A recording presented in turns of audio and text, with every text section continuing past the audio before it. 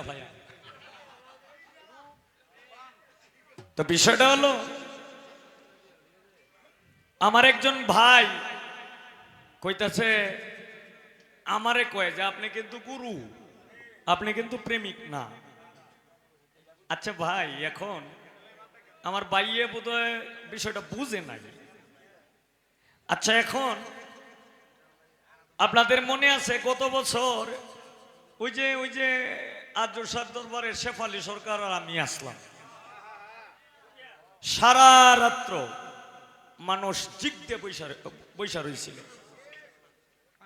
আজকেও ইনশাল্লাহ পরিবেশটা ভালো, কিন্তু দাদা ভাই আপনারা গান শুরু কইরা আপনারাই যদি গানটা নষ্ট করে দেন, এটা তো আমাদের কিচ্ছু করার নেই বাবা। কেননা দেখেন,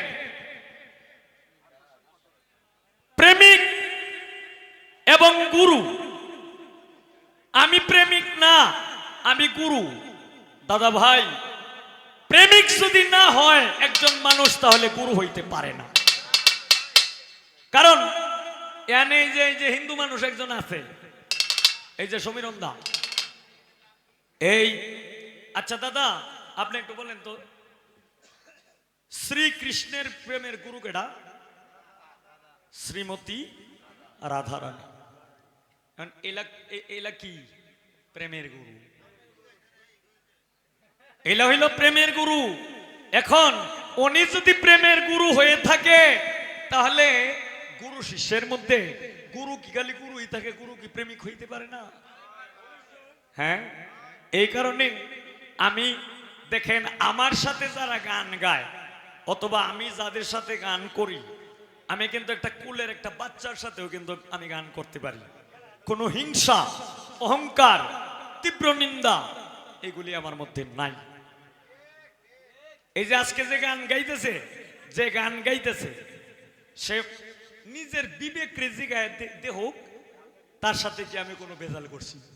হ্যাঁ, বেজাল কারার সাথে করি, যেটি আমার লগে করে হেডাম, যেটি হেডাম দেহায়, এটি আমার লগে, এটির লগে আমি করি। আবার যাত্রার সাথে আমি বেজাল সমস্যা করি না। আমি কইলামই যে আমি একটা 7 বছরের একটা শিশু বাচ্চার সাথেও আমি গান গাইতে পারি। তে দাদা, গানটা যে ভাই ওইটাতে হুদাহুদি মানুষটির কেতান না যে, হ্যাঁ পরিবেশটা ভালো আছে। তো গান ইনশাল্লাহ আমি 2টার জায়গা যেহেতু দাঁড়াইছি, 2টা জায়গাতে আমি 3টা গাবো, অসুবিধা আছে? কোনো সমস্যা আছে? গুরু গাইব 3টা, আমার শিষ্য গাইব 3টা।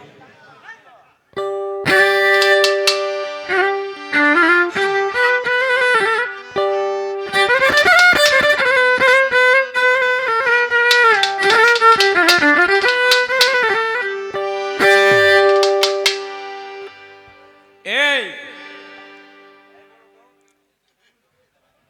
কাফেরের লগে, কাফেরের সামনে যদি ফইরা যায়, কাফের তো দুনিয়ার সবচাইতে নিকৃষ্ট মানুষ না? কাফেরের কিন্তু কোনো বিবেক বিবেচনা নাই। তবে কাফেরের কাছ থেকেও কিন্তু আল্লাহর হস্তে ক্ষমা চাইলে মুক্তি পাওয়া যায়। কিন্তু কাফেরের চাইতেও আরো নিকৃষ্ট পৃথিবীতে আছে, যেটা হইল মুনাফিক। মুনাফিকের কাছ থেকে কোনো সময় মুক্তি পাওয়া যায় না, কারণ আল্লাহ নিজেই ক্ষমা করছে না মুনাফিককে, আর ক্ষমা করবেও না। এখন মুনাফিক চিনবেন কিভাবে? এই যে আমি রফিকুল মেম্বার, তারার খাইছি, তারার ভরছি, তারার সাথে চলছি, আবার আড়ালে যায় তারার বিরুদ্ধেই অস্ত্র ধারণ করছি। এইটারে কয় মুনাফিক। এই মুনাফিকের কোনো বন্দিগি নাই, যে কারণে একটা বিচ্ছেদ গান আছে, এটার উপরে গানটা গাইতাম।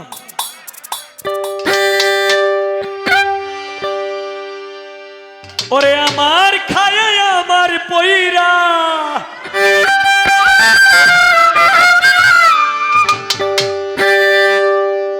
আমার খায় আমার পইরা, টানো তুমি অন্যের টান। এত দিনে বুঝলাম আমি তুই বড় বেঈমান রে, তুই বড় বেঈমান। এত দিনে বুঝলাম আমি তুই বড় বেঈমান রে, তুই বড় বেঈমান।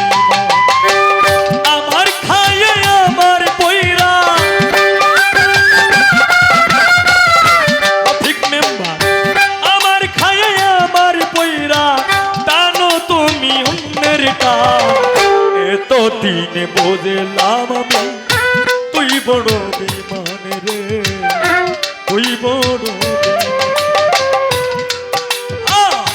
এত দিনে বুঝলাম আমি তুই বড় বেঈমান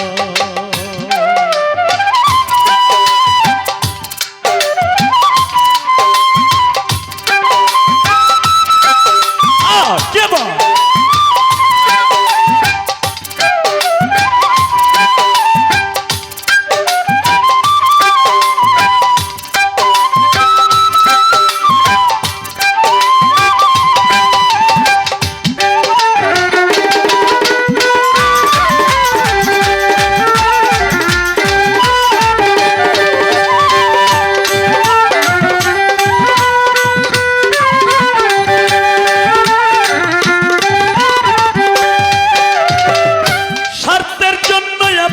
সাজে স্বার্থ শেষে ভুলে যায় এই কির বন্ধুর পরিচয় দিলি রে তুই আমায়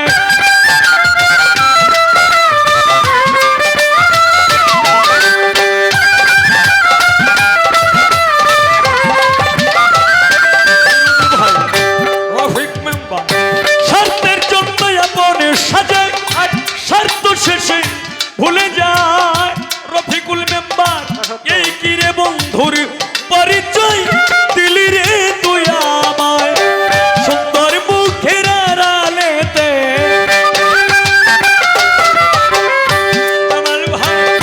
সুন্দর মুখের আড়ালেতে তুই ছিলি বড় শয়তান এত দিনে বুঝলাম আমি তুই বড় বেঈমান রে তুই বড় বেঈমান এত দিনে বুঝলাম আমি তুই বড় বেঈমান রে তুই বড় বেঈমান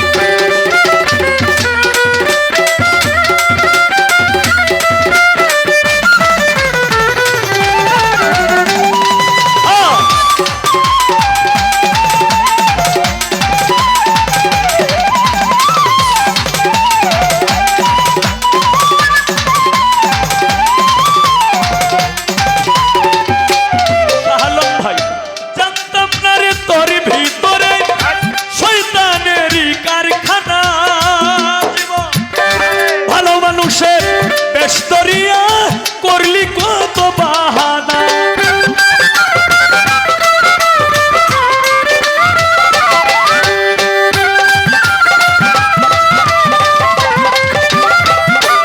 ঠিক নাম্বার জানতাম না রে তোর ভিতরে শয়তানেরই কারখানা ভালো মানুষে বেশ দরিয়া করলি কত বাহানা লোক সমাজে করলি আমায়